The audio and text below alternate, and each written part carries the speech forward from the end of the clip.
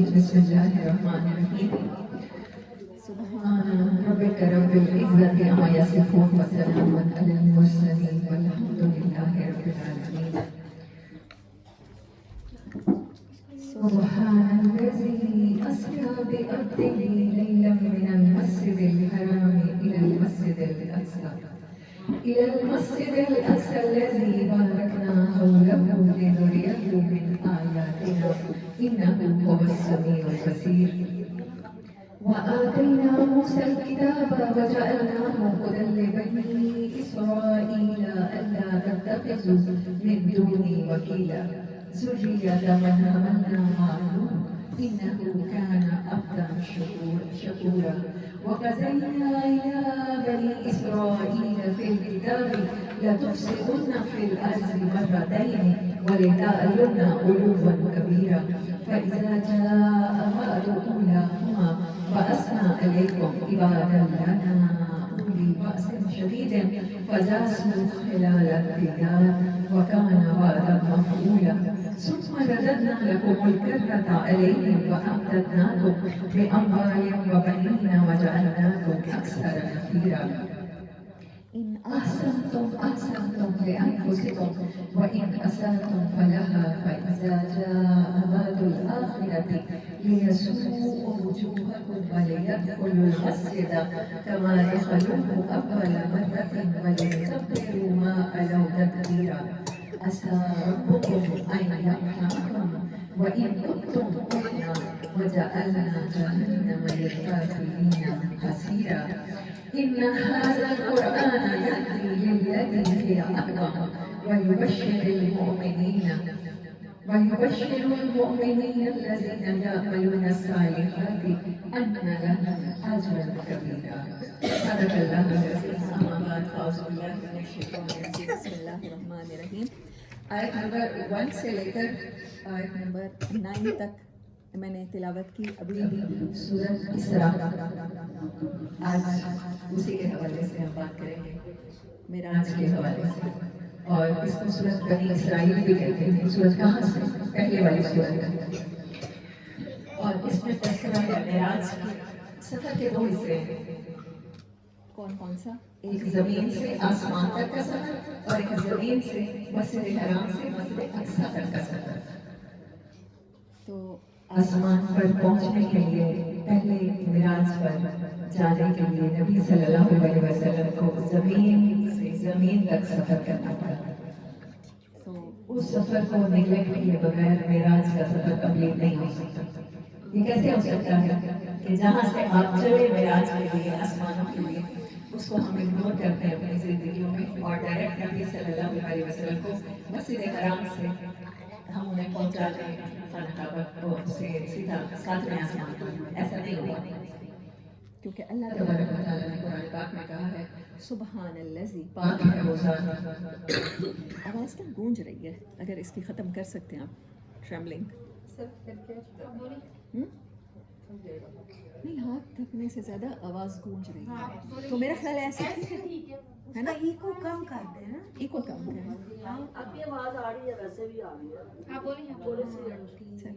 ٹھیک ہے.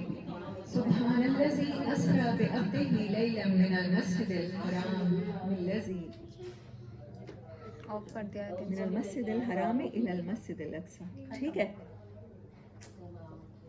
وہ آپ نے بالکل بند کر دیا. وہاں سے اسے کھولو. وہاں سے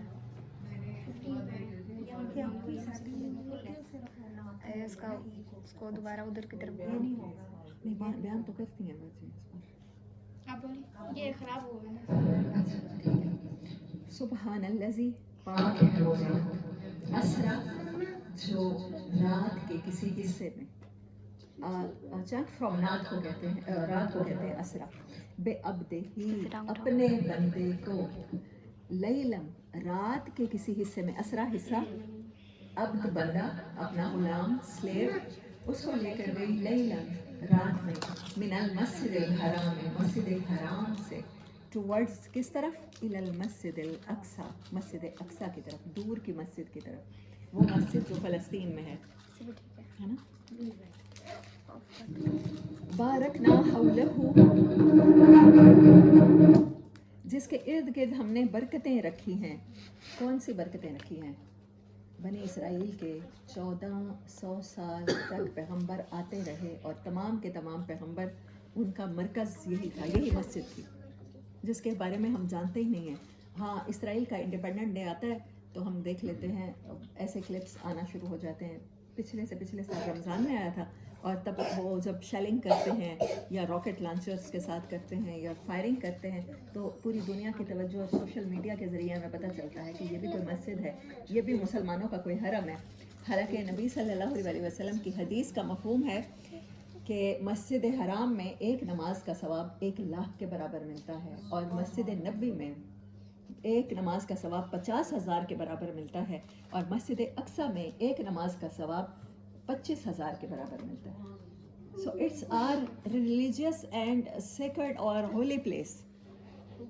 یہ ہمیشہ سے ہے، لیکن ہمیں اس کے بارے میں اویئرنیس نہیں ہے. اور ہم معراج کے سفر میں بھی اس بات پہ لگے ہوتے ہیں، اس بات میں مختلف فرقے اور مسالک ایک دوسرے کو ثابت کرنے میں لگے ہوتے ہیں کہ نبی صلی اللہ علیہ وسلم کو کیا جسم کے ساتھ، باڈی کے ساتھ ہوئی تھی، یا آپ نے خواب دیکھ لیا تھا. اور زیادہ تر بحثیں اسی بارے میں ہو رہی ہوتی ہیں.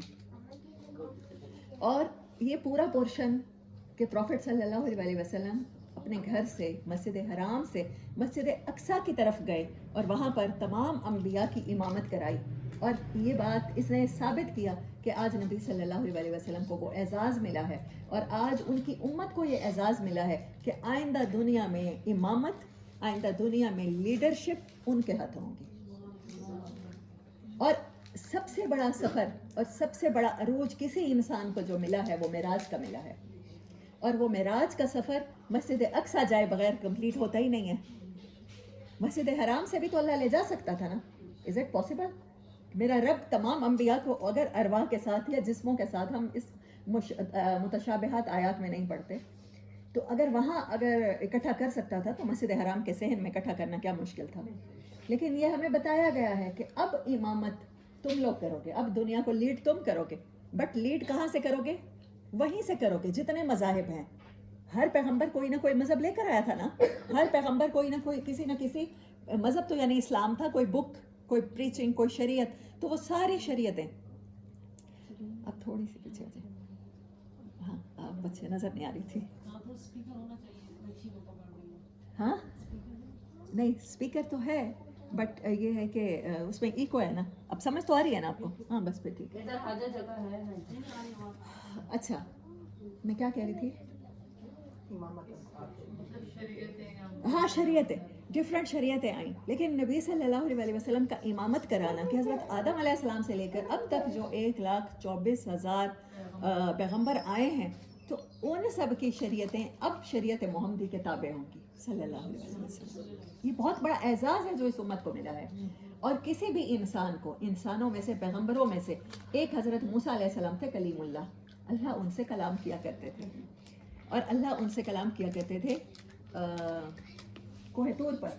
اور کوہ طور پر جب پہلی بار وہ کلام کرنے گئے ہیں تو اللہ تعالیٰ نے کیا فرمایا ہے کہ موسیٰ اپنے شوز اتاریے، یہ مقدس جگہ ہے جہاں آپ آ گئے ہیں، اللہ سے بات کرنے کے ادب ہیں، اپنی جوتی اتار دیجیے. اور حضرت موسیٰ علیہ السلام نے بات کرنے سے نا دل میں شوق اٹھتا ہے کہ جس سے ہم بات کر رہے ہیں اس کو دیکھیں تو صحیح. سب سے پہلے آپ فون پر کنورسیشن کرنا شروع کیجئے، کسی کو لائک کرنا شروع کیجئے، تو سب سے پہلے شوق ہوتا ہے اس کو دیکھیں، ہم لائیو دیکھیں. ہوتا ہے کہ نہیں ہوتا؟ یہ انسان کی سرشت میں ہے کیوریوسٹی. تو حضرت موسیٰ علیہ السلام نے بہت کہا کہ اللہ تعالیٰ میں آپ کو دیکھنا چاہتا ہوں. اللہ تبارک و تعالیٰ سیڈ کہ آپ مجھ کو ان آنکھوں کے ساتھ، اس باڈی کے ساتھ نہیں دیکھ سکتے، اٹس ناٹ پاسبل.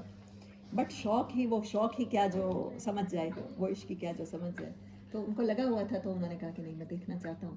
تو پھر اللہ نے کہا کہ اس پہاڑ پہ تجلی فرمائیں گے، اور آپ نے اگر وہاں دیکھ لیا تو سمجھیں کچھ نہ کچھ مجھے دیکھ لیا. اور حضرت موسیٰ علیہ السلام کو جب اللہ تعالیٰ نے تجلی فرمائی تو وہ بے ہوش ہو کے گر گئے. اور قرآن پاک میں آتا ہے کہ وہ جب اٹھے ہیں تو پھر انہوں نے دعا مانگی. وہ جو باقی لوگ ان کے ساتھ تھے وہ سارے کے سارے مرے پڑے تھے. تو حضرت موسیٰ علیہ السلام، ہر نبی یاد رکھیے گا اسپیشل ہوتا ہے، اس کے اندر 40 آدمیوں کی طاقت ہوتی ہے، اور اس کے ساتھ کچھ پریویلیج ایسے ہوتے ہیں جو اللہ پاک نے اسے عطا کیے ہوتے ہیں جو عام انسان کو نہیں دیے ہوتے، اس کی باڈی میں بھی ہوتے ہیں، فزیکلی بھی. تو وہ حضرت موسیٰ علیہ السلام نہیں دیکھ سکے. اسی دنیا میں جب اللہ سے کلام کیا کرتے تھے تو ان کو کہا کہ آپ اپنے جوتے اتار کے رکھیے. اور نبی صلی اللہ علیہ وسلم کو ایک انسان، مطلب ایک انسان کو جو شرف ملا ہے اس سے پوری انسانیت کو ملا ہے، اور خاص طور پہ ہماری امت کو ملا ہے یہ شرف کہ ہمارے پیغمبر کو اللہ تعالیٰ نے خود کہا کہ آپ آئیے، اور ان کی تیاری کروائی گئی. شرح صدر ہوا، شک صدر ہوا، بچپن میں ہوا. آپ کے دل مبارک کے اندر وہ کیپیسٹی پیدا کی گئی، آپ کے دل مبارک کے اندر وہ پروٹیکٹڈ لیئرز پیدا کی گئی کہ جب آپ اللہ سے ملاقات کریں تو آپ اس چیز کو سہ جائیں، سہار سکیں، برداشت کر سکیں. اور معراج کی رات بھی نبی صلی اللہ علیہ، دوسری بار شک صدر ہوا ہے نبی صلی اللہ علیہ وسلم کو معراج کی رات. آپ کا قلب مبارک نکال کے جبرائیل امین نے دھویا ہے، اس کے اندر وہ اسے خصوصی پروٹیکٹڈ لیئرز ڈالی ہوں گی. جیسے آج ہم لیزر کو لیئر سمجھ سکتے ہیں، آج ہمارے لیے سمجھنا آسان ہے، عربوں کے لیے نہیں تھا. وہ ڈالی ہوں گی. اور پھر اس کے بعد نبی صلی اللہ علیہ وسلم کو حضرت جبرائیل امین لے کر گئے ہیں معراج کے لیے سب سے پہلے مسجد اقصی.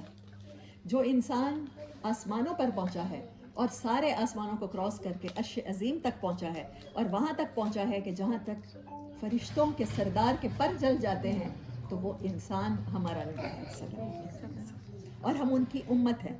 اور یہ سارا سفر شروع کہاں سے ہوتا ہے؟ مسجد اقصی سے شروع ہوتا ہے. یہ کیسے ہو سکتا ہے ہم اتنا بڑا امت بطور امت اتنا بڑا پورشن سکپ کر دیں اور ہمیں معراجیں ہو جائیں؟ کہا نبی صلی اللہ علیہ وسلم نے کہ نماز مومن کی معراج ہے. ہم نے اس کو ایک سینگ سمجھا، حالانکہ معراج عروج کا نام ہے، درجہ بدرجہ سیڑھیاں چڑھ کے اللہ سے 1 to 1 سامنے ملاقات کرنے کا. جو موسیٰ علیہ السلام کو رب فرماتا ہے تجلی ڈالوں گا دیکھ سکو گے موسیٰ، تو شاید اس تجلی کو دیکھ لو تو مجھے پالو گے. وہ رب امت محمدیہ کے ہر فرد کو ہر نماز میں معراج کرانے کو تیار ہے، لیکن اس کا راستہ کہاں سے جائے گا؟ مسجد اقصی سے جائے گا. جیسے نبی صلی اللہ علیہ وسلم کو معراج ہوئی تھی مسجد اقصی کے صحن سے، تمام انبیاء کی امامت کرانے کے بعد آج ہمارے اندر وہی لیڈرشپ کی کوالٹیز ہوں گی تو ہماری ہر نماز معراج ہوگی. ہم ویسے ہی اللہ سے ملاقات کریں گے 1 to 1. کون نہیں چاہتا یہ ملاقات؟ ہم میں سے کون نہیں چاہتا؟ ہر انسان کی نیچر میں ہے، چاہے وہ مسلم ہے اور نان مسلم ہے. رب کی تلاش کا میگنیٹ ہر انسان کے دل میں لگا کے اللہ نے اس زمین پر اتارا ہے. اور بہت سے علماء، بہت سے مسالک اسی بحث میں لگے ہوئے ہیں، ہمارے بہت سے مدرسے اسی بحث میں لگے ہوئے ہیں کہ رسول پاک صلی اللہ علیہ وسلم نے آپ اللہ کو دیکھا یا جبرائیل امین کو دیکھا. جبرائیل امین کو تو نبی صلی اللہ علیہ وسلم پہلے وہی سے دیکھ رہے تھے کہ نہیں دیکھ رہے تھے؟ غار حرا سے دیکھ رہے تھے، دن رات آیا کرتے تھے. حضرت جبرائیل امین وہاں کیا خاص تھا اگر جبرائیل امین سے ملاقات آسمانوں پر جا کر کرا دی جاتی؟ اما عائشہ رضی اللہ تعالیٰ عنہ بیان کرتی ہیں کہ جس نے کہا نبی صلی اللہ علیہ وسلم نے اللہ کو دیکھا، انہوں نے آپ پر جھوٹ بولا. جو مفسرین ان کی اس حدیث مبارک سے انسبات کرتے ہیں وہ کہتے ہیں کہ آپ کو خواب میں ہوئی تھی. اب خواب میں کہہ دوں، میں ہی اٹھ کے آپ کو سنا دیتی ہوں کہ آج رات میں نے خواب دیکھا تھا، میں نے عمرہ کیا ہے، تو آپ سب مانیں گے. تو نیچرل خواب میں تو کوئی کہیں بھی جا سکتا ہے. پھر اتنا عجیب کیوں تھا کہ عربوں نے مذاق اڑایا اور کہا کہ یہ تو پاسبل ہی نہیں ہے؟ اگر خواب تھا، خواب کو تسلیم کرنے میں تو کوئی حرج نہیں ہے کہ نہیں؟ یہ بات لاجک کے ساتھ سوچا کریں کہ یہ جو بحثیں ہو رہی ہیں کہ آپ صلی اللہ علیہ وسلم نے جبرائیل امین کو دیکھا، یہاں تو مسجد اقصی تک کا تذکرہ اور سورۃ النجم میں آگے کا تذکرہ ہے جب اللہ سے 1 to 1 ملاقات کی، قاب قوسین او ادنی، جہاں سدرۃ المنتہا کے پاس جبرائیل امین نے فرمایا کہ میرے پر جل جائیں گے. آپ نے سورۃ بقرہ میں نہیں پڑھا کہ جب اللہ انسان کو بنانے لگا تو اللہ نے کیا کہا؟ فرشتوں سے کہا کہ میں اپنا خلیفہ اس زمین پر، ڈسینڈنٹ آف گاڈ بھیجنے والا ہوں. اور فرشتے کہہ رہے تھے یا اللہ تو ایسی مخلوق بنانے والا ہے جو خون خرابہ کرے گی. تب اللہ نے انسان کو علم سے فضیلت بخشی. اور جیسے مائیں گھروں میں کہتی ہیں نا، اپنے گھروں میں جو بچے کو پوئم یاد کرا دیں ہم لوگ، یا بچے کو کلمے یاد کرا دیں، تو کوئی آتا جاتا مہمان آتا ہے تو اس کے سامنے ہم بچے کو پیش کر کے کہتے ہیں سناؤ نا. حضرت آدم علیہ السلام کے والدین تو نہیں تھے نا، اللہ کی مخلوق، اور اللہ کی مخلوق میں سے اللہ کو سب سے پیاری مخلوق جب پیدا کی تو اللہ نے فرشتوں کے سامنے پیش کر کے کہا آدم سناؤ نا ان چیزوں کے نام. پہلے فرشتوں سے پوچھے بتاؤ، انہوں نے لا علمی کا اظہار کیا، لا علم لنا الا ما علمتنا. پھر کہا آدم تم بتاؤ، اور آدم علیہ السلام نے ویسے سنائے جیسے ایک بچہ ماں باپ کی فرمائش پہ فر سنا دیتا ہے جو یاد ہوتا ہے. جب سنایا تو پھر کہا فرشتوں سے یہ مخلوق تمہاری آقا ہے، آج کے بعد میں رب کے ساتھ اس مخلوق کو بھی سجدہ کرو گے تو تمہاری عبادت قبول کروں گا. ہے کہ نہیں ایسا؟ یہ پڑھا ہے آپ نے قرآن میں نہیں؟ 7 جگہ پہ قرآن میں حضرت آدم علیہ السلام کا قصہ ہے. وہ فرشتے جو انسان کو سجدہ کرتے ہیں ان سے ملاقات میں کیا بڑی بات تھی کہ ہم اس کو معراج کہیں گے؟ جو خود انسان کے سامنے اللہ نے سجدے میں جھکوائے ہیں، پہلے انسان کے سامنے ہی. اور جو سید الانبیاء ہیں تو جبرائیل امین ان کے خادم ہیں یا ان کے وہ معبود ہو سکتے ہیں؟ ظاہری بات ہے خادم ہیں. وہ کیسے کہہ سکتے ہیں کہ تو ان بحثوں کو چھوڑ کے ہمیں پریکٹیکل بات کی طرف توجہ دینی ہے.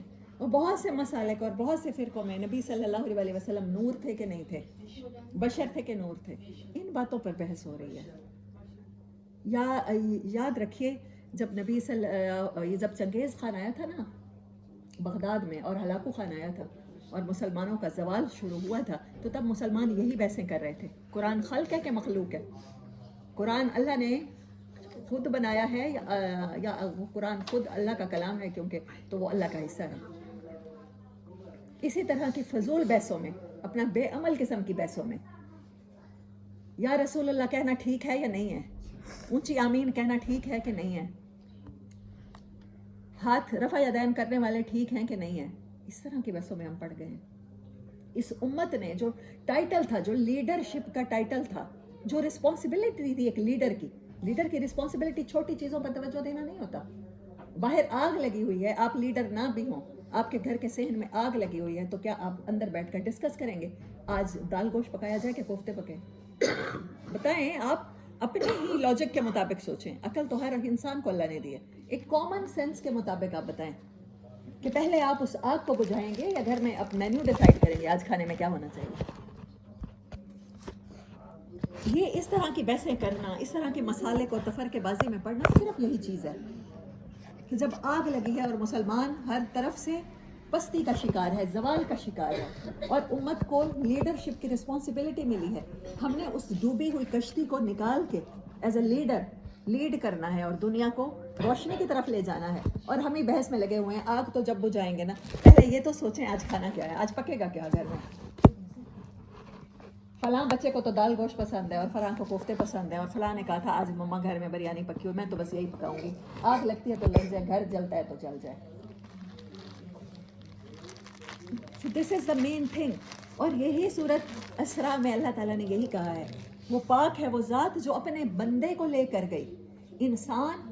انسانوں میں سے سید البشر اور انسان کی سب سے پیک کی فارم کہ جب اسے معراج ہوتی ہے، جب اسے عروج نصیب ہوتا ہے، اللہ سے ملاقات کرتا ہے تو وہ اس کی سب سے پیک کی فارم کب ہوتی ہے؟ جب وہ اللہ کے آگے عاجز ہوتا ہے، اللہ کا بندہ، اللہ کا غلام ہوتا ہے.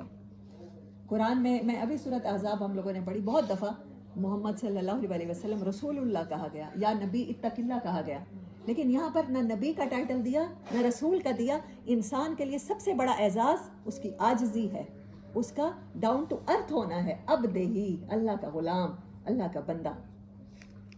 وہ اپنے بندے کو لے کر گیا رات کے ایک حصے میں مسجد حرام سے مسجد اقصیٰ کی طرف. الذی بارکنا حولہ، جہاں ہم نے، جس کے ماحول میں ہم نے برکت رکھی ہے، لنریہ، تاکہ ہم دکھاتے اس اپنے بندے کو، من آیاتنا، اپنی نشانیاں. ہم اس کو اعزاز دیتے، ہم اس کو ٹائٹل دیتے اور اس کی امت کو بھی ٹائٹل دیتے.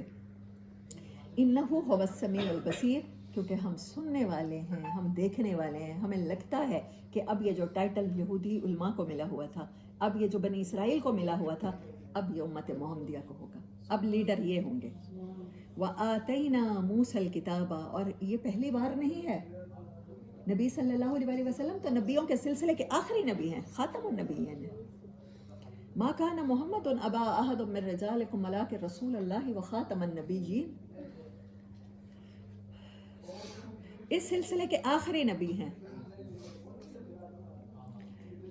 اس سے پہلے بھی ہم عطا کر چکے ہیں موسیٰ کو کیا؟ کتاب، الکتاب، وہ لوح محفوظ، وہ دی بک میں سے ہم دے چکے ہیں. وَجَعَلْنَاهُ، اور اسی بک کے اسکرپچر کو ہم نے بنایا تھا. کیا ملا حضرت موسیٰ علیہ السلام کو؟ ان کی بک کا نام آتا ہے کسی کو؟ تورات. وَجَعَلْنَاهُ اور ہم نے اس تورات کو بنایا تھا بنی اسرائیل کے لیے کیا؟ ہدل لبنی اسرائیل، ہدایت کی کتاب، گائیڈنس بنایا تھا. انہوں نے دنیا کو کیسے لیڈ کرنا ہے یہ بک پڑھنی ہے جو ان کو ملی تھی، کیونکہ لوح محفوظ کا حصہ تھی، گائیڈنس ملی تھی، اسی کے مطابق آپ نے دنیا کو لیڈ کرنا ہے. اللہ تتخذوا من دونی وکیلا، اور اس پورے ان کے مذہب کا، اس ٹائم کے مسلمانوں کا، اس ٹائم کی تورات کا میسج کا نچوڑ کیا تھا؟ بک کا ایک ایسنس ہوتا ہے نا، ہر کہانی کی ایک سمری ہوتی ہے، ہر سٹوری کا ایک مورل لیسن ہوتا ہے آخر میں. تھرسٹی کرو والی بھی تو پڑھی ہوگی ہم نے کہانی بچپن میں، ہے؟ تو اس میں کیا تھا اس کا moral? Try again and again and again, ہے نا؟ تو یہاں پر کیا ہے، اللہ نے کہا ان کو جو بنی اسرائیل کو ملا نا، ان کے پاس جتنے پیغمبر آئے، ان کے پاس جتنی کتابیں آئیں، تو ان کا ایک کامن میسج تھا. کیا تھا؟ اللہ تتخذوا من دونی وکیلا، میرے سوا کسی کو دوست نہ بنا لینا، میرے سوا کسی کو پریورٹی نہ بنا لینا، میرے سوا کسی کو کار ساز نہ سمجھ لینا. یہ نہ سمجھنا کہ تمہارا کوئی وکیل بھی ہے میرے سوا، کوئی کفیل بھی ہے. وکیل کون ہوتا ہے؟ On the behalf of a person who say اور who act on the behalf of a person. وہ آپ کی جگہ پر آپ کی نمائندگی کرتا ہے. اللہ کہتا ہے میرے سوا میری نمائندگی کرنے والا کوئی نہیں ہے، میرے سوا تمہیں مصیبتوں سے نکالنے والا کوئی نہیں ہے، میرے سوا تمہیں گائیڈنس دینے والا کوئی نہیں ہے. یہ یقین رکھنا. میں نے ان کی ساری عبادتوں کا نچوڑ، ان کی ساری بک کی جو ان کو حکمت تعلیم ملی، اس کا نچوڑ یہی تھا کہ اللہ تتخذوا من دون وکیلا. پروفٹ صلی اللہ علیہ وسلم کی حدیث ہے کہ میری امت بنی اسرائیل کے ساتھ اتنی مشابہت کرے گی کہ جو حالات ان پہ گزرے سیم ایز اٹ میری امت پہ گزریں گے. ایون ایسے جیسے شو کے ایک پیر کو، جوتی کے ایک جوڑی کو نسبت ہوتی ہے، دونوں پاؤں مختلف لگتے ہیں نا، پاؤں انگلیوں والی جگہ سے، لیکن اگر ان کو ایڑیوں سے ملایا جائے تو وہ بالکل ایک دوسرے کے اوپر فٹ آ جاتے ہیں. تو جن حالات سے بنی اسرائیل گزرے اور ان حالات میں بنی اسرائیل نے جو کچھ کیا، تو میری امت بھی سیم ایسا ہی کرے گی.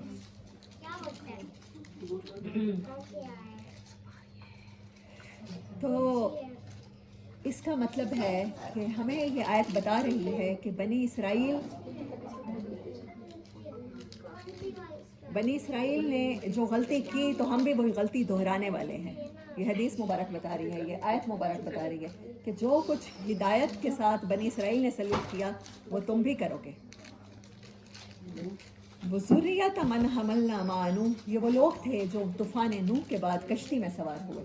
حضرت نوح علیہ السلام کے 3 بیٹے، ایک بیٹا تو طوفان نوح میں غرق ہو گیا تھا، 3 بیٹے بچے تھے، سام، حام اور یافس. اور سام کی اولاد ہیں حضرت ابراہیم علیہ السلام. مطلب جتنی باقی نسلیں انسانی چلی ہے تو ان کے انہی 3 بیٹوں سے چلی ہے، اور پیغمبروں کی نسل جو چلی ہے وہ ان کے بیٹے سام سے چلی ہے. تو اللہ تعالیٰ نے فرمایا کہ ان کی اولادیں وہی ہیں جن کو ہم نے نوح کے ساتھ کشتی میں سوار کرایا تھا. ہاں ہم ٹھنڈا کھا لیں گے لیکن بات تو پوری کریں گے. انہو کان عبدا شکورا، نوح علیہ السلام کون تھے؟ ہمارے فرما بردار اور شکر گزار بندے تھے، وہ بھی ہمارے بندے تھے. وَقَضَيْنَا إِلَىٰ بَنِي إِسْرَائِيلَ فِي الْكِتَابِ،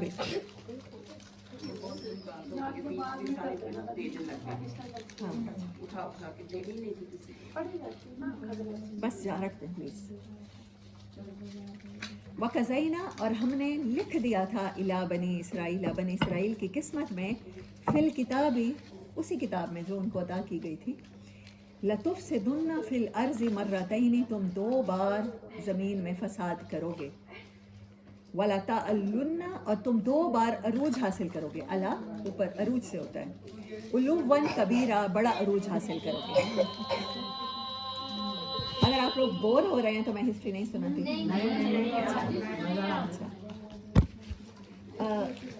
یہ 4 آیات ہیں جہاں اللہ تعالیٰ نے بنی اسرائیل کی ہسٹری سنائی ہے، اور اس موقع پر سنائی ہے جب نبی صلی اللہ علیہ وسلم کو معراج کا سفر کرایا، اور جب نبی صلی اللہ علیہ وسلم کو مسجد اقصیٰ لے کر گئے ہیں. جب اللہ نے یہ بتانا ضروری سمجھا تو میں آج معراج کے موقع پر آپ لوگوں کو یہ بتانا ضروری سمجھتی ہوں کہ ہمیں بنی اسرائیل کی ہسٹری کے بارے میں پتہ ہونا چاہیے، کیونکہ جو کچھ ان کے ساتھ ہوا ہے وہی ہمارے ساتھ ہو رہا ہے، اب تک ہو رہا ہے، کیونکہ اللہ تعالیٰ نے کہہ دیا، کیونکہ نبی صلی اللہ علیہ وسلم نے کہہ دیا. تو اگر ہم نے اپنی تکلیف سے نجات پانی اور اپنے زوال سے نجات پانی ہے तो वही वेल बे अवेयर ऑफ, हमें अपनी बीमारी का पता होना चाहिए, इलाज तो बाद में होगा ना, पता तो होना चाहिए कि हुआ क्या है हमारे साथ। फ़इज़ा जा वाद उलाहुमा, तो जब हमारा वादा वो पहली बार का आया, बअसना अलैकुम इबादल लना, तो हमने तुम्हारे ऊपर वो बंदे मुसल्लत कर दिए हमारे, उली बासन शदीद, जिन्होंने आपको सख्त नुकसान पहुंचाया, शदीद किस्म की लड़ाई की। फजासु खिलाल अद्दियार, खिलाल कहते हैं दांतों में खिलाल करने को कहते हैं, दो ऐसी जगह पर गैप में जगह में घुसना जहाँ पर बहुत मुश्किल हो घुसना। और वो न सिर्फ उनकी आर्मी के साथ लड़ी, बल्कि वो सिविलियंस के साथ भी घुसे, हर घर में घुसे। खिलाल अद्दियार, घरों में कोई दरार भी थी ना, कोई खाली जगह भी थी, वो वहाँ भी गए। ऐसा अजाब था अल्लाह की तरफ से। वकान वादम मफूला, और ये हमारा वादा था जो हो के रहा। सुम्मा रददना लकुमुल कर्रता अलैहिम, फिर हमने 2 बार तुम्हें लौटाया वो अरूज। व अमददनाकुम बे अम्वालिम व बनीना, और हमने तुम्हारी मदद की माल के साथ और औलाद के साथ, मैन पावर के साथ। वजअलनाकुम अक्सर नफीरा, और फिर हमने तुम्हें कसरत के साथ नफरी अता की। नफरी उर्दू का वर्ड सुनते हैं ना, नफीरा उसी से है, मतलब छोटी छोटी बटालियंस और बहुत सारे इंसानों की तादाद को नफरी कहते हैं। हमने तुम्हें वो अता की। इन आसन तुम ले अनफुसिकुम, फिर उसके बाद तुम अगर अच्छे रहे तो उस अच्छे होने का तुम्हें फ़ायदा हुआ। व इन असातुम, और अगर तुमने अल्लाह से मुँह फेरा, फलाहा, अपने बुरे अमाल में मुब्तला हुए। फ़इज़ा जाअ वादुल आखिरति लियसूअ वजूहकुम, और जब वो आखिरत का वादा आएगा या आया, ये आखिरत वो वाली आखिरत नहीं है जो क़यामत के दिन बरपा होनी है, वो दूसरा वादे को अल्लाह ताला आखिरत कह रहे हैं। लियसूअ वजूहकुम, तो फिर हमने तुम्हारे चेहरे बिगाड़ दिए, हमने तुम्हारे चेहरों पर जिल्लत और पस्ती कर दी, मुसल्लत। वाले यदखुलुल मस्जिद कमा दखलूहु अव्वल मर्रतिन, और फिर वो मस्जिद में भी दाखिल हुए, तुम्हारे मुकद्दस मकाम में, वो लश्कर जो मैसेवार में थी, जैसा कि वो पहली बार दाखिल हुए थे। वाले युतब्बिरू मा उलुवन तदबीरा, और फिर अल्लाह ने आपको इस तरह से तबाह किया, बड़े ही फौज के लश्करों के साथ। असा रब्बुकुम, फिर करीब अन करीब आपका रब, उम्मीद है कि आपका रब, असा के ना 2-3 मायने होते हैं, सून, वेरी सून, और मे बी योर लॉर्ड अयरहमकुम, के आप पर रहम कर दे। व इन उत्तुम उदना, और अगर तुम दोबारा वही गलतियां दोहराओगे तो तुम्हारे साथ वैसे होगा। वजअलना जहन्नम लिल काफिरीना हसीरा, तो फिर ऐसे काफिरों के लिए हमने जहन्नम के जेल खाने तैयार कर रखे हैं। अब मैं आपको बताती हूँ इन 4 आयात की रोशनी में बनी इसराइल की हिस्ट्री थोड़ी सी बताऊंगी, कोशिश करूंगी कि थोड़े से टाइम में आपको समझ आ जाए और आप लोग बोर भी ना हो। बनी इसराइल, हज़रत यूसुफ अलैहिस्सलाम के 12 भाई जब मिस्र में आके आबाद हुए, और उन 12 भाइयों के 12 कबीले। हज़रत मूसा अलैहिस्सलाम के साथ जब ये लोग गए तो दरिया में जब हज़रत मूसा ने असा मारा था तो 12 ही रास्ते बने थे। और आपने सूरत बकरा में पढ़ा कि जब उन्होंने पानी मांगा तो हज़रत मूसा ने पत्थर पे जब असा मारा तो कितने पानी के चश्मे बने? 12 ही। ये लोग 12 भाइयों की औलाद, आगे मुख्तलिफ कबीले बने 12, और ये मिस्र में जब फ़लस्तीन में जाके आबाद हुए हैं तो उससे पहले इन्होंने मूसा अलैहिस्सलाम को कहा कि मूसा हम तो नहीं लड़ सकते, जाओ तुम और तुम्हारा रब लड़ो। तो अल्लाह ने इनकी बुज़दिल जो पूरी की पूरी कौम थी उसको सज़ा दी है सहराए सीना में। जब वो पूरे ख़त्म हो गए और नई नस्ल तैयार हुई है जिन्होंने मुश्किलात में आंख खोली है, उन्होंने अपने सरों पर छत नहीं देखी, उन्होंने सहरा में पैदा हुए हैं। तो जब मुश्किलात में वो पले बढ़े हैं तो फिर वो इस चीज़ के लिए तैयार थे कि वो आइंदा दुनिया की क़यादत कर सकें, वो आगे लड़े हैं फिर जाकर। और उन्होंने फ़लस्तीन में पहली दफ़ा इनको मतलब जो रहना नसीब हुआ है हज़रत मूसा अलैहिस्सलाम और हज़रत हारून अलैहिस्सलाम के बाद उनके पहले खलीफा यूशा बिन नून के हाथों ये वहाँ जाकर आबाद हुए हैं। लेकिन इन्होंने यहाँ पर ये गलती की कि ये 12 कबीले थे ना, तो इन्होंने अपनी आइडेंटिटी बरकरार रखी।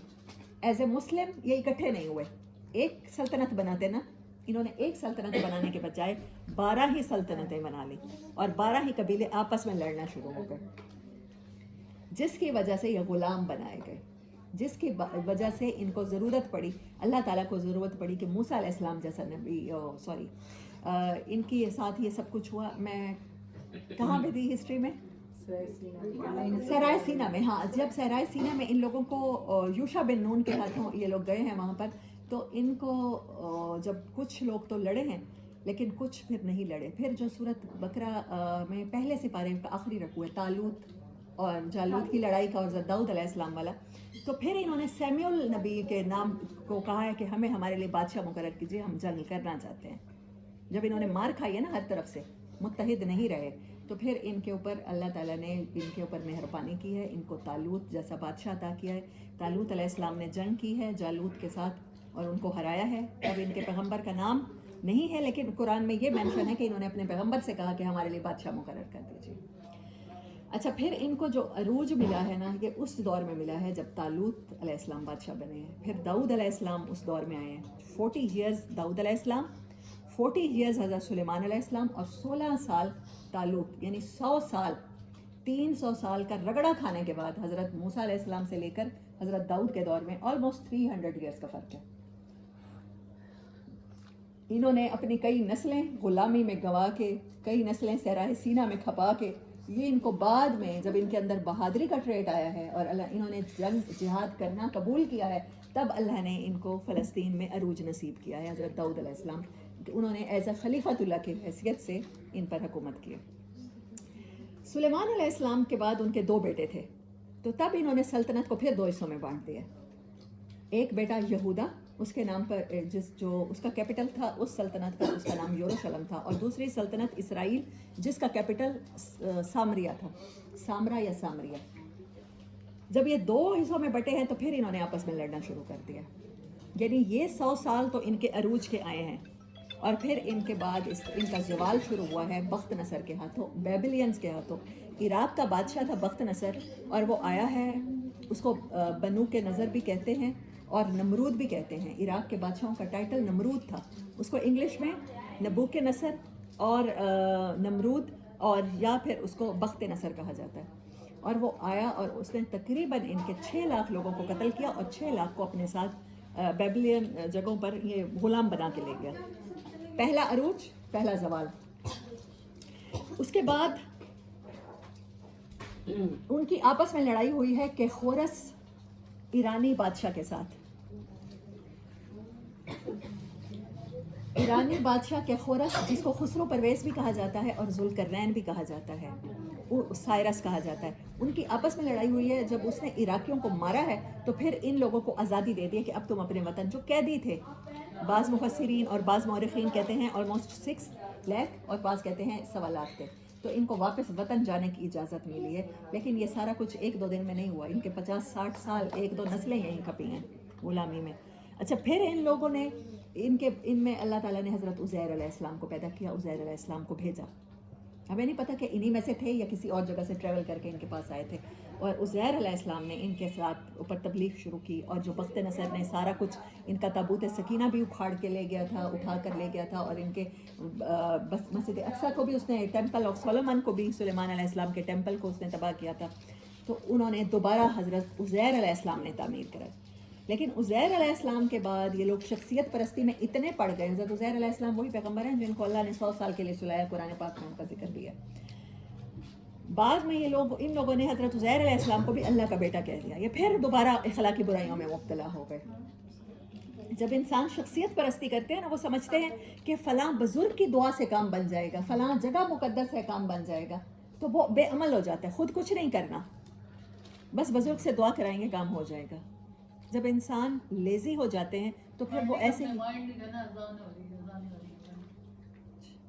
شخصیت پرستی میں چلے جاتے ہیں. جب انسان تو پھر وہ کیا کہہ رہی تھی، ہاں، تو پھر وہ اللہ کا بیٹا بنا لیتے ہیں. یہ حضرت عیسیٰ علیہ السلام سے پہلے کی بات ہے. اچھا، پھر دوسری بار ان کو عروج نصیب ہوا ہے حضرت عزیر علیہ السلام کے ہاتھوں. انہوں نے ان کے جو تورات کے اسکرپچرز تھے، وہ جو سارے پوری دنیا میں پھیل گئے تھے، ان کو اکٹھا کیا ہے، ایک جگہ پر تورات رکھوائی ہے، تابوت سکینہ بھی، اور دوبارہ ٹیمپل آف سولومن دوبارہ تعمیر کیا ہے. اچھا، اس کے بعد حضرت عیسیٰ علیہ السلام کے آنے کے 70 سال بعد ان لوگوں کو دوبارہ تباہ برباد کیا گیا. ٹائٹس نامی بادشاہ تھا. دس ٹائم یہ تباہ ہوئے رومنز کے ہاتھوں، رومن امپائر کے ہاتھوں. اور اس نے بھی ان کے ساتھ اینٹ کے ساتھ اینٹ بجائی ہے. بلکہ اس ٹائم کے مورخین کا بیان ہے کہ کوئی 2 اینٹیں اکٹھی اس نے نہیں چھوڑی. یعنی اتنا اس نے تباہ کیا ہے بلڈنگز کو، پتہ نہیں آگ لگائی ہوگی یا اس دور کا بھی شاید بارود یوز کیا ہوگا، کہ اینٹ کے ساتھ کوئی اینٹ جڑی ہوئی باقی نہیں رہ گئی. اور اس نے دوبارہ سے ٹیمپل آف سلیمان کو تباہ کیا، جو آج تک تباہ ہے. تو 2 عروج، پہلا عروج हज़रत दाऊद अलैहिस्सलाम के हाथों, दूसरा अरूज हज़रत उज़ैर अलैहिस्सलाम के हाथों। दो ज़वाल, पहला ज़वाल बख्त नसर के हाथों और दूसरा ज़वाल टाइटस के हाथों। दो अरूज, दो ज़वाल। जब नबी सल्लल्लाहु अलैहि वसल्लम कह रहे हैं कि मेरी उम्मत के भी दो अरूज ऐसे ही होंगे, वैसे जो हालात बनी इसराइल पे गुजरे मेरी उम्मत पे गुजरेंगे। खुलफाए राशिदीन का दौर हज़रत उमर तक, हज़रत उस्मान के बाद मुसलमानों का ज़वाल शुरू होता है। आपस में लड़ाई, मुनाफ़िकत, ख़ारजी अनासर, और फिर वो चलता है। बनु उमैया आते हैं, बनु उबास आते हैं। मुसलमानों को स्टेबिलिटी नसीब होती है कुछ अरसे बाद जाके अब्बासी खिलाफत में, उम्वी खिलाफत में। पहला अरूज मुसलमानों का खिलाफत राशिदा, नबी सल्लल्लाहु अलैहि वसल्लम के बाद मुसलमानों का पहला ज़वाल। ये सब कुछ चलता रहता है और मैसिव ज़वाल होता है कि अब्बासिया भी तबाह होते हैं। किसके हाथों? चंगेज़ खान और हलाकू खान के हाथों। ये लोग ईरानियों के हाथों पहली दफ़ा तबाह हुए थे, जो आग की पूजा करने वाले थे। और चंगेज़ खान भी कोई इल्हामी मज़हब का पैरोकार नहीं था, यासा के कवानीन थे और जंगली लोग थे, वो बिल्कुल उजड़ लोग थे। उनके हाथों मुसलमानों को भी वैसा ही ज़वाल मिला। और तब उसने, कहते हैं कि दजला और फरात में जो उसने मुसलमानों का इतना कत्लेआम किया था कि उनके पानी कितने दिन सुर्ख होके बहते रहे थे। और जितने मुसलमानों के कुतुब खाने थे, मुसलमान टेक्नोलॉजी में बहुत आगे थे। उसने देखिए, उस काफिर को भी पता है कि टेक्नोलॉजी में जब तक मुसलमान आगे रहेंगे इनको शिकस्त नहीं दी जा सकती। उसने हमारे कुतुब खाने, उसने हमारी लाइब्रेरीज, उसने हमारे हॉस्पिटल्स, उसने हमारे रिकॉर्ड जलाए हैं, वही जला कर फेंके। ये मैं आपको ऐसे बात नहीं बता रही, ये हिस्ट्री में प्रूवन है, ये फैक्ट्स है। और उसके बाद आहिस्ता आहिस्ता वही चंगेज़ी नस्ल को अल्लाह ताला ने मुसलमान कर दिया। अल्लामा इकबाल ने कहा ना, अयां होती है योरश तातार के फसाने से, काबे को पासबा मिल गए काबे को सनम खाने से। वही चंगेज़ी मुसलमान हो गए। और फिर वो तुर्क, वो सल्तनत उस्मानिया की बुनियाद रखने वाले तुर्क, और यहाँ जो मुग़ल आए हैं बरसगीर पाक हिंद में, ये भी वही तुर्क। और जो सेंट्रल एशिया की रियासतें हैं वहाँ पर भी तुर्कों ने, यही चंगेज़ी नस्ल थी जिनको गाज़ान कहते हैं इंग्लिश में। तो फिर इन्हीं लोगों के हाथों अल्लाह ताला ने मुसलमानों को दोबारा अरूज नसीब किया। ऑटोमन अम्पायर 650 साल, हस्पानिया में मुसलमानों की हुकूमत 800 साल, यहाँ बरसगीर पाक हिंद में 350 साल। और ये अरूज जो मुसलमानों को मिला है ऑलमोस्ट 1000 ईयर्स, अगर 800 साल भी हम लगाते हैं, ऑलमोस्ट इतना मिला है। और उसके बाद मुसलमान 1920 में जब ओटोमन अम्पायर, तुर्क एम्पायर का ख़ात्मा हुआ है, उस्मानी सल्तनत का, तो फिर मुसलमान, ये दूसरा सवाल। तो अब इसका मतलब है अरूज है। अरूज कब आएगा? तो वही तो बताने लगी हूँ ना, यही तो इंटरेस्टिंग स्टोरी है, यही तो हिस्ट्री में मुझे चीज़ फैसिनेट करती है। मैंने आपको बताने से पहले कहा कि ये मेरा पसंदीदा टॉपिक है, इसी वजह से है। अब दूसरा हमारा जो ज़वाल आता है 1920 में, जब ओटोमन एम्पायर ख़त्म हो गई। और फिर हमारा जो ज़वाल आया वो किसके थ्रू आया? रोमन जो हैं, वो यूरोपियन अकवाम हो गई, इंग्लैंड हो गया, ये सारे के सारे रोमन्स थे ना, ईसाई थे। दूसरी बार यहूदियों को तबाह करने वाले, बनी इसराइल को तबाह करने वाले कौन थे? रोमन्स थे। और दूसरी बार हमारे ज़वाल का सबब बनने वाले भी रोमन्स हैं। पूरी दुनिया में, अफ्रीका में फ़लस्तीन, इसकी फ्रेंच कॉलोनीज़ हैं। और बरसगीर पाक हिंद में भी जब टीपू सुल्तान का दौर था, आपको पता होगा, सिर्फ ईस्ट इंडिया कंपनी नहीं थी, फ्रेंच सफ़ीर भी बैठा करते थे। यहाँ पर भी उन्होंने कोशिश की, लेकिन यहाँ पर अंग्रेज़ों ने किया, कहीं पर यूरोप के किसी और कौम ने कब्ज़ा किया। तो हमारा दूसरा ज़वाल भी तमाम मुसलमान मुल्क कौन है? कॉलोनियाँ हैं। कॉलोनियल सिस्टम आया ना, अफ्रीका भी कॉलोनी है, अब ये बरसगीर पाक हिंद भी बरतानिया की कॉलोनी थी। राज किसका चलता था? मलका जो थी उसका राज चलता था। तो पूरी दुनिया में मुसलमान उसी तरह कॉलोनियों में बट के, वो जैसे बनी इसराइल के 12 कबीलों में मुसलमान जब भी आपस में लड़ा है, उसका फ़ायदा, नुकसान क्या हुआ है? हमें नुकसान ये हुआ है कि हम गुलाम बना लिए गए हैं, और दुश्मन को फ़ायदा ये हुआ है कि उसने आप पर हुकूमत की है। अब अल्लाह ने क्या कहा था कि जब तक तुम गाइडेंस को मानते रहोगे, मेरे सिवा किसी को अपना वकील नहीं बनाओगे, तुम्हें अरूज मिलेगा। और जैसे ही बनी इसराइल ने जो गलतियां की हैं, दोहराई हैं, तुम दोहराओगे तो तुम्हारे साथ भी वैसे ही होगा। हमें जो उनकी स्टोरीज बढ़ाई जा रही हैं, हमें जब थर्स्टी क्रो की स्टोरी बताई जाती है तो हमें मोरल निकालना आता है, क्योंकि लिखा होता है, ट्राई ट्राई ट्राई अगेन। قرآن میں بھی ہر چیز کا مورل لکھا ہوا ہے. ہمیں یہ اسٹوری بے مقصد تو نہیں سنائی جا رہی نا. کسی انگلش کی ٹیکسٹ بک کی اسٹوری تو بے مقصد نہ ہو اور قرآن کی اسٹوری بے مقصد ہو. قرآن کی یہ 4 آیتیں جو معراج کے موقع پر اور جو جس صورت میں معراج کا ذکر ہے اس میں نازل ہو رہی ہیں کہ یہ بنی اسرائیل کے عروج زوال کی اسٹوری ہے. اس میں سے مورل لیسن نکالنا ہے. آپ نے کیا نکالنا ہے؟ کیا بنی اسرائیل کی طرح تفرقے کا شکار ہوں گے؟ لڑیں گے؟ فلسطین میں امداد نہیں کریں گے کیونکہ وہاں پر شیعہ کمیونٹی زیادہ ہے. پاکستان میں اپنے اپنے مسالک کے مدرسوں سے پڑھیں گے. دین بس وہی ہے جو ہمارے علماء نے بتا دیا, اکابر نے بتایا ہے ہمیں. آپ کے خیال میں خلافت کا دور کب ایکسپیکٹڈ ہے؟ کیونکہ خلافت آئے گی تو After that lecture, I'm going to take your question. I'm going to take your question. تو میرے رب نے کیا کہا میں ابھی آپ کو یہ بتاتی ہوں. امید ہے اس کے بعد سوال حل ہو جائے گا ہمارا. یہ عروج و زوال کی کہانی معراج کے موقع پہ سنائی جا رہی ہے کیونکہ معراج عروج ہے انسانوں کا. اللہ نے کیا کہا آگے؟ عسیٰ ربکم ان یرحمکم. آج بھی بنی اسرائیل جہاں جہاں ہیں, ہم سب حضرت نوح علیہ السلام کے طوفان میں سے بچے ہوئی انسانی ہیں نا, انہی کی نسلیں ہیں, آگے چل رہے ہیں. پھر حضرت ابراہیم علیہ السلام کے, پھر یا بنی اسرائیل ہیں یا دنیا میں بنی اسماعیل ہے. جو عرب ہیں بنی اسماعیل ہو گئے, اور نان عرب جتنے بھی ہیں ہم سمیت وہ سب بنی اسرائیل ہیں ہم لوگ. اللہ آگے کیا کہہ رہا ہے؟ عسیٰ ربکم, امید ہے کہ آپ کا رب ابھی بھی پلٹ آئیں, توبہ کے دروازے بند نہیں ہوئے. ان یرحمکم, کہ وہ آپ پہ رحم کر دے. لیکن رحم کرنے کے لیے بات کون سی کی تھی؟ اللہ تتخذوا من دونی وکیلا, میرے سوا کسی کو اپنا وکیل نہ بنانا. اس کتاب کے سوا جو تمہارے پاس اسکرپچر آیا ہے کسی اور سے گائیڈنس نہ لینا. پیغمبروں کو بھی اتنی اہمیت نہ دینا کہ خدا کا بیٹا بنا دو. باقی تو بعد میں آتے ہیں نا, اہل بیت آئیں گے, صحابہ آئیں گے, علماء آئیں گے, اولیاء آئیں گے, وہ تو کہیں بدرجہ ان سے کم ہے, پیغمبروں سے تو کم ہے نا. جب انسان کسی کی عزت میں غلو کرتا ہے تو پھر وہ پیغمبروں کو بھی خدا کا بیٹا بنا دیتا ہے. اللہ یہی بات کر رہا ہے کہ یہ نہ کرنا, شخصیت پرستی نہ کرنا. عسیٰ ربکم ان یرحمکم, امید ہے کہ پھر ان 2 عروج کے بعد اور 2 زوال کے بعد اللہ آپ پر رحم کر دے گا. جو اللہ بنی اسرائیل کو کہہ رہا ہے کہ اب جو تمہارے پاس دین آ گیا ہے, وَإِنْ أُدْتُمْ عُدْنَا, اور اگر دوبارہ وہی کچھ غلطیاں کرو گے دوبارہ اسی طرح کھلے کھاتے رہو گے.